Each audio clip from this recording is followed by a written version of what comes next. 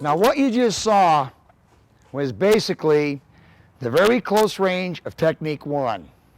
And if you look at what was thrown, everything there was completely different. Some almost had no weight.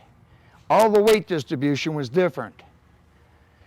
This is going to try and prove to you that the technique radius equals distance, and that we established a certain motion. I believe that was a paper clip, a butter knife, 2 screwdrivers, a knife, and a fork. So whatever you're throwing, it doesn't matter about weight distribution. Length does mean a little bit. We'll get into that later.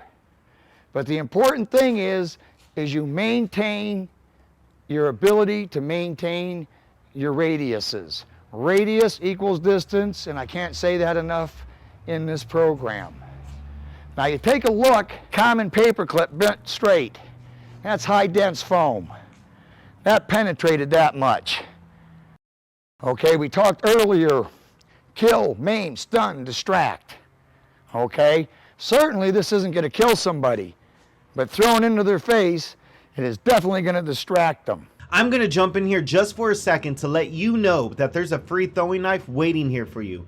Get to the description below and find the free throwing knife link now. Okay, back to our instruction.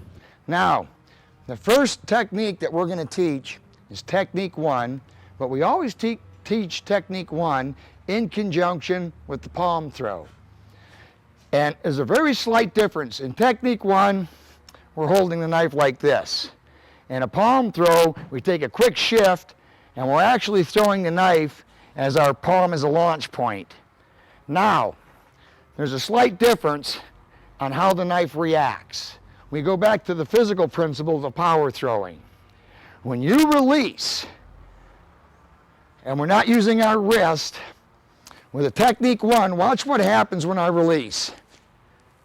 Once again, okay, as we release, that knife is going to give some movement. Why? Because one of the hardest things for the human body to do is it's a bad muscle movement, is to open our hand.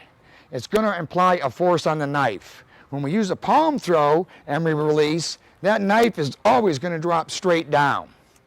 Now a little bit with the palm throw is the palm throw adds about another 2 or 3 feet to a technique 1. Both of them will work at essentially the same distance. We teach them both together because some people have a tendency of being better with a palm throw. Some people are better with a straight technique 1. Now, with a technique 1, when you throw the knife and you release, and all I'm going to do is drop this knife to the ground. I'm not going to throw it. You come here, and that's your release. The wrist has never moved. We're throwing the hand open. Once again, you come out, you throw. Now, if we were to take and move that wrist, watch what happens. That knife starts spinning and tumbling. We're back to that radius thing. And every throw that we do, we never use our wrist. That wrist causes a very tight radius, causes that knife to tumble. If I pick them up and go with a palm throw, not throwing it, if you notice where the palm throw is, we come in, we throw, and it's the same thing. That wrist does not move. Now, because we grow up playing baseball, football, throwing rocks at things, we have a tendency when we throw, we turn our wrist down. And it's a natural thing that we all do as men at throwing things. So it's hard to break that habit. If you have to, tape your wrist. Because you move that wrist, you're going to impart a really big, fast tumble on that knife. And that is something that we simply don't want. Now, the other thing we're going to get into.